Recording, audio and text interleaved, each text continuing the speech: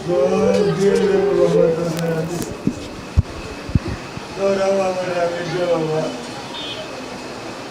বাবা তোরা আমার আমি বাবা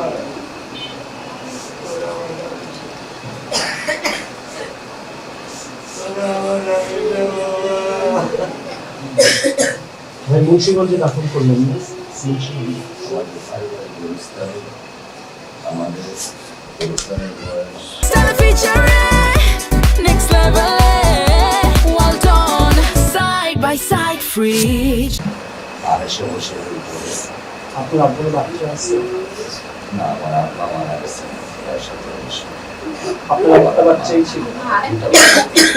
ভাই সাংবাদিক হিসেবে না, ব্যক্তি হিসেবে যদি কখনো মনে হয়, আমি আপনাকে খুব স্যালুট করি, ব্যক্তিগত ভাবে আমি পছন্দ করি। প্রথম করেন কান্না করেন, এটা যদি কালকে হবে না।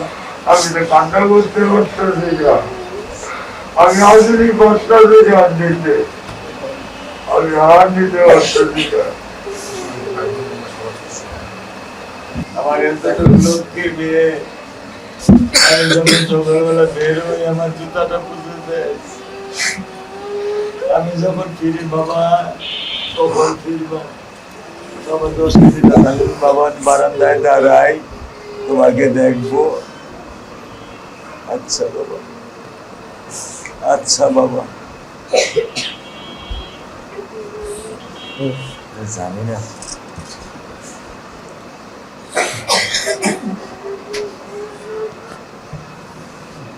আমাকে খুব খারাপ লাগছে। ও আমার সঙ্গে বসতো, আমার সঙ্গে খেলতো, ও আমার সঙ্গে অনেক কিছু করতো, আমার অনেক খারাপ লাগছে।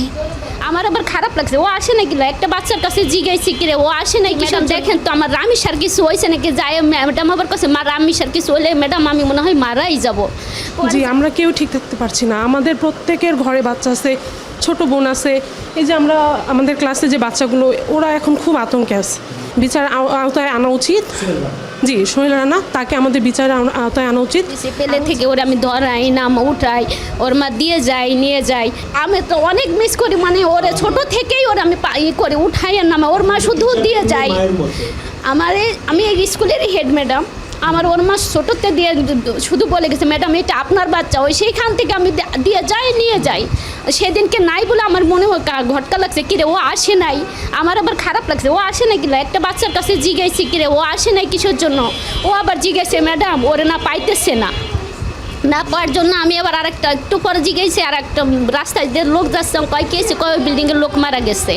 তা আমি আবার আমার আরেকটা ম্যাডামরে করছি কি ম্যাডাম দেখেন তো আমার রামি সার কিছু হয়েছে নাকি, যায় ম্যাডাম আবার কাছে মা রামি সার কিছু হলে ম্যাডাম আমি মনে হয় মারাই যাব। পরে যায় দেখি আমার রামি সাই আর নাই, কাইটে রাখছে ওর মাথা, মানে ওর মার যেন মানে একটা মায়া, আমরাও তো ছোটোবেলা থেকে পালছি লালছি, ও আমাদেরও আমরা নাই সব বাচ্চাদের বলছি, বাচ্চারা কান্নাকাটি করছে, এখনও আমার বাচ্চারা কান্নাকাটি করে। খুব মনে পড়ছে, অনেক ভালোবাসতো তোমরা না?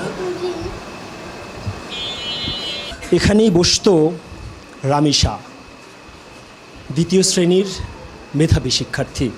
আজও তার এই শ্রেণীকক্ষ, বারান্দা এবং স্কুলকে মাতিয়ে রাখার কথা ছিল, কিন্তু সব কিছু তছনছ লণ্ডভণ্ড আর শেষ হয়ে গেছে।